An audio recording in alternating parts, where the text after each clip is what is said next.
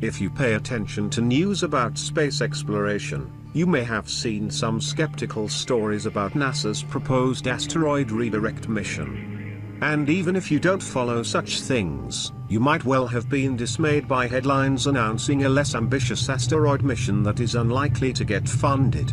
This is not another one of them. I think the asteroid mission is a cool idea, and an important one. I think it will advance the cause of space exploration in several meaningful ways.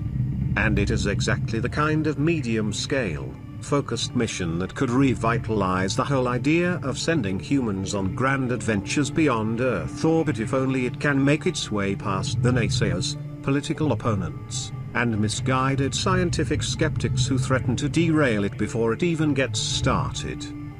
A little background first. The asteroid redirect mission, everyone calls it ARM, because NASA loves to reduce everything to an acronym, grew out of a 2011 study by the Keck Institute for Space Science. The concept was both clever and expedient.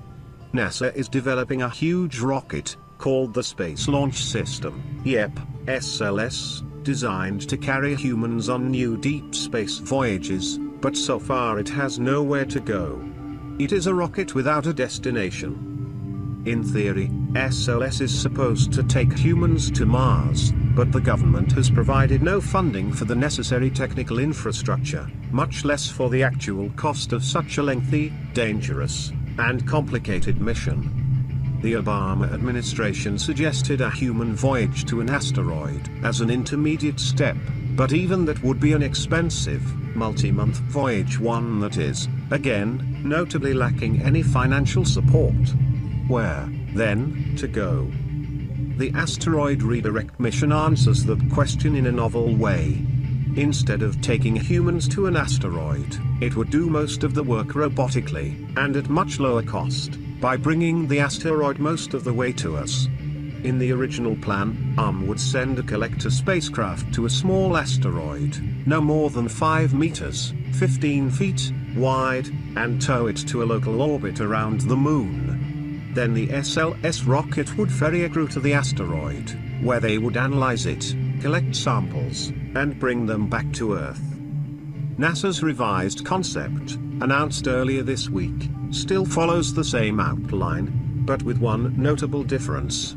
Instead of grabbing and towing a tiny, solitary asteroid, the ARM spacecraft will now cozy up to a much larger object, pluck a large boulder off its surface, and bring that back to lunar orbit. The rest of the plan would unfold as before. The scientific return would probably be much the same as well. Many small asteroids are probably broken off bits of larger ones, so a surface boulder on a larger asteroid might turn out to be pretty much the same type of object as the original target. There are a bunch of reasons to like the asteroid redirect mission. Number 1, it will advance our understanding of the solar system. Asteroids are time capsules that record a highly revealing early stage in the formation of the planets. Unmanned space probes have examined a number of asteroids up close, but the only sample return mission, Japan's Hayabusa, largely failed to deliver. Japan is trying again with Hayabusa 2, and NASA is preparing its own asteroid sampler, called OSIRIS-REx. But ARM would collect a sample on a vastly larger scale than has ever been attempted before. Just getting to know the target asteroid, potentially a carbon-rich, 400-meter wide object called 2008 F5, will be a great learning experience. And if the boulder proves geologically and chemically interesting, we can return to it again and again. Number 2, it will advance space propulsion. This may be the most under-noticed benefit of the ARM proposal. To reach the target asteroid and tow the boulder home, NASA wants to develop a new, high-power solar electric space engine. This engine would be conceptually similar to the ion drive that propelled the Dawn spacecraft to Ceres, but far more powerful. Combining the ARM propulsion module with an SLS rocket would make it possible to send large, complex space probes on high-speed trajectories to Jupiter, Saturn, Uranus, and Neptune. At a recent NASA conference, Nathan Strange of JPL described in detail the enormous scientific potential of such a combination. Number 3 degree, it will take humans to an exciting destination. Since the ending of the Apollo program, no human has ventured above low Earth orbit. ARM will take astronauts to the moon and one step beyond. It's one small step, yes, but we all know what small steps can lead to. Nobody has ever attempted this kind of rendezvous before. The skills involved are very close to what would be needed for a crewed mission to a more distant asteroid, or to the moons of Mars. Touching an asteroid, and doing small body geology in space, will be truly novel and elevating experiences. Number 4 degree, it will test technologies for asteroid defense.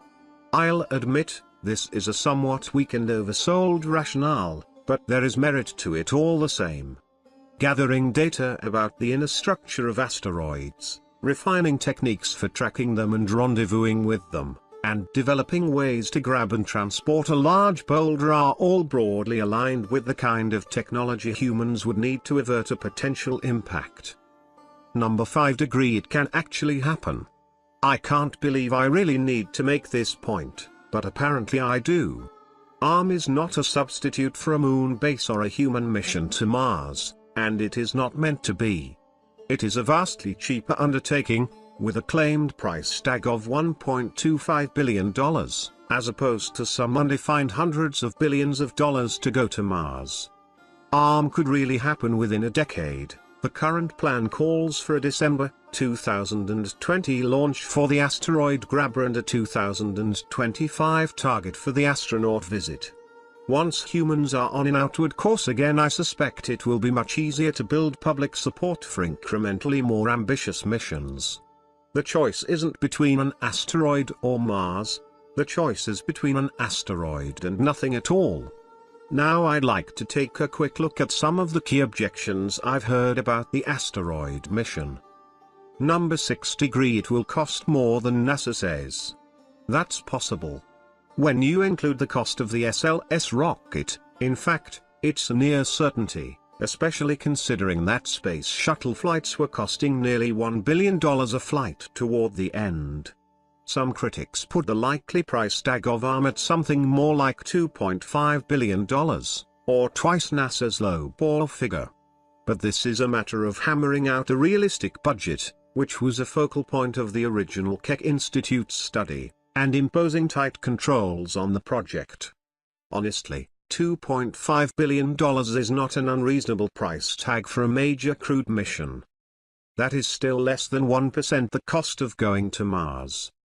Number 7 degree, an asteroid isn't really a stepping stone to Mars. There is a strange circularity to this argument. If we don't make plans to go beyond an asteroid, we won't have plans to go beyond an asteroid. True, yet meaningless. If going to an asteroid gets the human space program moving again, demonstrates new propulsion technologies, and establishes the capabilities of the new Orion space capsule and SLS rocket, then next steps, both for crewed and robotic exploration, will come more easily. That includes Mars, a moon base, or whatever destination the next administration chooses. Number 8 degree, there is no real constituency for an asteroid mission.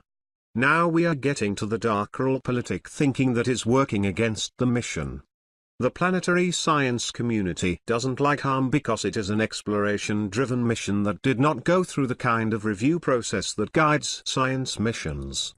The Mars or bust human spaceflight community considers ARM a diversion. The asteroid science community is small and not very influential. ARM has no real constituency, then ... except for everyone in the world who believes in the value of bold exploration and pushing the envelope of technology. Number 9 degree, a rendezvous with a space boulder is not inspirational. This is a self-fulfilling complaint. If enough people keep saying that the mission is boring and pointless, they can probably help establish that narrative. If we focus on the grand possibilities, though, a totally different narrative emerges. ARM is a first step toward rebuilding a human space program, on affordable and sustainable terms.